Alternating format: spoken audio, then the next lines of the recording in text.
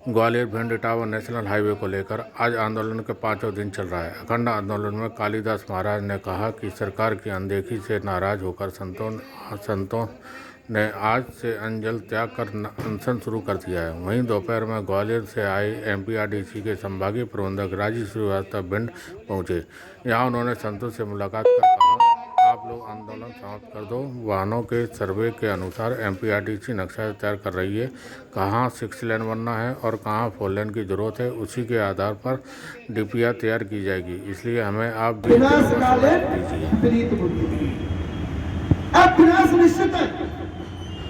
और जब भगवान भक्ति की बातों को और निर्मोही व्यक्ति होते हैं, निर्दयी व्यक्ति होते हैं, उनकी बातों को सुनकर जब भगवान हंसते हैं तो समझ लेना कि उस क्षेत्र का जो राजा होता है, उस क्षेत्र का जो मालिक होता है, उसका विनाश होने से कोई नहीं रोक सकता। जहाँ तक टोल बढ़ाने की बात है वो इससे संबंधित नहीं है। मेन जो मांग है वो सड़क को 4 लेन 6 लेन बनाने वाली बात है, उसको सरकार स्वीकृत कर रही है और सरकार उसके लिए डीपीआर बना रही है। ये मैं आश्वासन देने आया हूँ। ये जो चीज़ें हैं ये शासन के स्तर पे है, डीपीआर को कैंसिल करते हैं कि क्या करते हैं वो सरकार समझेगी, लेकिन इस सड़क का 4 लेन 6 लेन होना तय। इसके लिए डीपीआर बन रही है, मैं आश्वासन देने आया हूँ।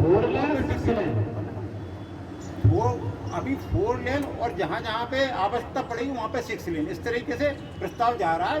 फाइनल होगा वहाँ पे दिल्ली में सर्वेक्षण का काम चालू है।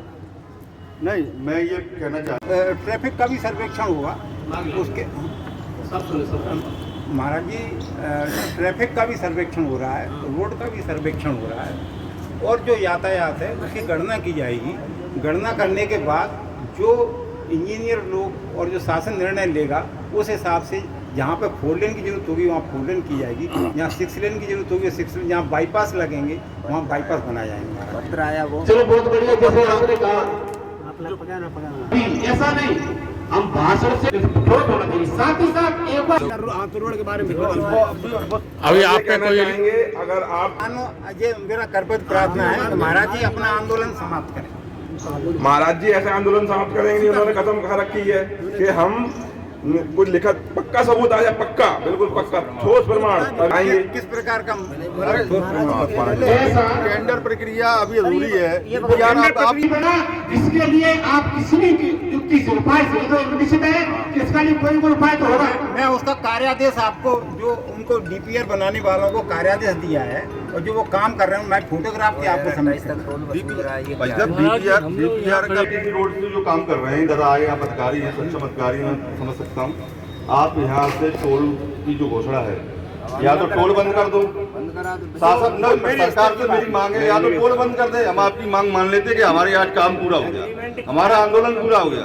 आप इधर 32 रोड में तो महाराज जी मैं इस लायक नहीं हूँ। मैं डीपीआर बना के शासन मंजूर करेगा, उसके बाद टेंडर होंगे महाराज जी। आप इमरजेंसी बिना डीपीआर के 3200 करोड़ रुपया कैसे पता लगा कि ये इतने पैसे लगेंगे? भू अर्जन कौन कौन सी जगह लोगों की जगह जाएंगी वो सब पूरा हम लोग एनालिसिस कर रहे हैं कि जमीनें किस किस की जा रही हैं, चौड़ी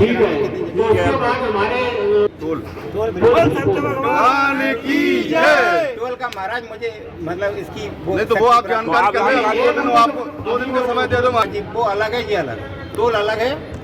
ये दूसरा टेंडर होगा महाराज जी, दूसरा टेंडर होगा, वो रोड बनाएंगे, टोल के अधीन नहीं। तो जब टोल 3 साल के लिए हो गया ही नहीं, वो तो रहेगा ना। निर्णय सरकार लेगी। हाँ, तो टोल रहेगा तो तब तक रोड बना नहीं सकते आप। सरकार निर्णय लेगी। जब तक एमपीआरडीसी के टोल रहता है तब तक कोई निर्माण कार्य नहीं कर सकते। कुछ नहीं। आप यहाँ खड़े हो, आप